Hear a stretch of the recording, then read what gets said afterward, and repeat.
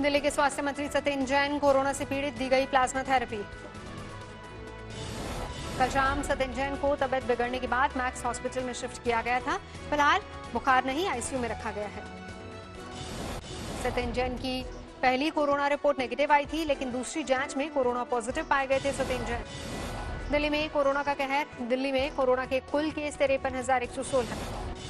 दिल्ली में कोरोना से अब तक 2,035 लोगों की गई जान। 23,569 कोरोना पीड़ित स्वस्थ हुए। दिल्ली में कोरोना पीड़ितों को होम क्वारंटीन करने पर केंद्र और दिल्ली सरकार के बीच घमासान। एलजी ने बदला दिल्ली सरकार का फैसला। सीएम केजरीवाल ने कोरोना रिपोर्ट पॉजिटिव आने पर पीड़ित को 5 दिन होम क्वारंटीन रखने का किया था प्रावधान। उपराज्यपाल अनिल बैजल ने फौरन अस्पताल में भर्ती कराने के लिए कहा। दिल्ली में कोरोना का कहर जारी। 24 घंटे में 14,516 मरीज बढ़े। कोरोना के कुल केस 3,95,048 पहुंचे। देश में 24 घंटे में कोरोना से 375 लोगों की गई जान। कोरोना से कुल मौत 12,948। देश में अब तक 2,13,831 लोगों ने कोरोना की जंग जीती। बीमारी के बाद हुए स्वस्थ। प्रधानमंत्री मोदी ने आज 6 राज्यों के लिए गरीब कल्याण रोजगार अभियान की शुरुआत की। बिहार के खगड़िया से योजना की शुरुआत। खगड़िया में मौजूद रहे सीएम नीतीश कुमार। झारखंड, ओडिशा, यूपी, राजस्थान, मध्य प्रदेश के सीएम वीडियो कॉन्फ्रेंसिंग के जरिए पीएम मोदी और जनता से जुड़े। 6 राज्यों के 116 जिलों में 125 दिन चलेगा गरीब कल्याण रोजगार अभियान। मिशन मोड में प्रवासी श्रमिकों से कराया जाएगा सार्वजनिक कार्य। 50,000 करोड़ रुपए है बजट।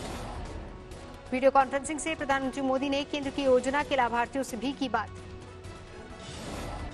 सीएम नीतीश कुमार ने कोरोना महामारी का किया जिक्र।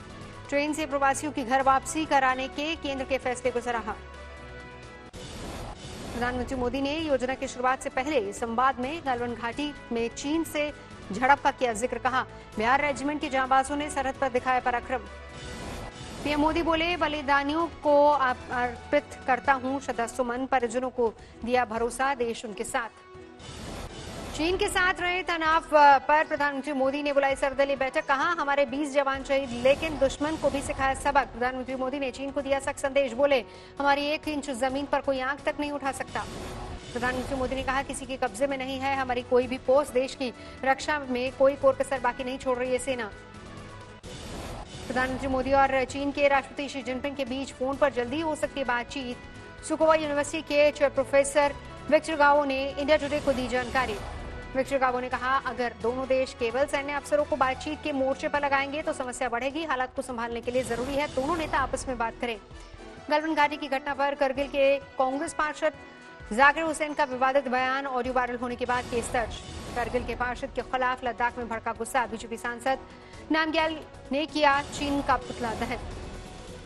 महाराष्ट्र सरकार ने 2 चीनी कंपनियों को दिया झटका। मुंबई में Jacob circle Wadala Chembur monorail परियोजना का टेंडर रद्द। सिर्फ 2 चीनी कंपनियों ने भरा था टेंडर। लखनऊ में चीन के खिलाफ विरोध प्रदर्शन। वकीलों और मुस्लिम धर्म गुरुओं ने चीनी सामान की होली जलाई। ठाणे में महाराष्ट्र नवनिर्माण सेना का चीनी कंपनी के खिलाफ प्रदर्शन। चीनी कंपनी यहां कमर्शियल और रेजिडेंशियल कॉम्प्लेक्स बना रही है। ईटानगर में भी चीनी सामान को जलाया गया। गलवान घाटी में चीन की हरकतों से नाराज लोग। ग्वालियर में चीनी कंपनी के इको ग्रीन के खिलाफ लोगों का मौन प्रदर्शन। लोगों ने चीनी कंपनी का टेंडर रद्द कर भारतीय कंपनी को देने की मांग की। रीवा के फरेंदा गांव में शहीद दीपक सिंह को दी गई अंतिम विदाई। मुख्यमंत्री शिवराज सिंह चौहान ने अर्थी को कंधा दिया।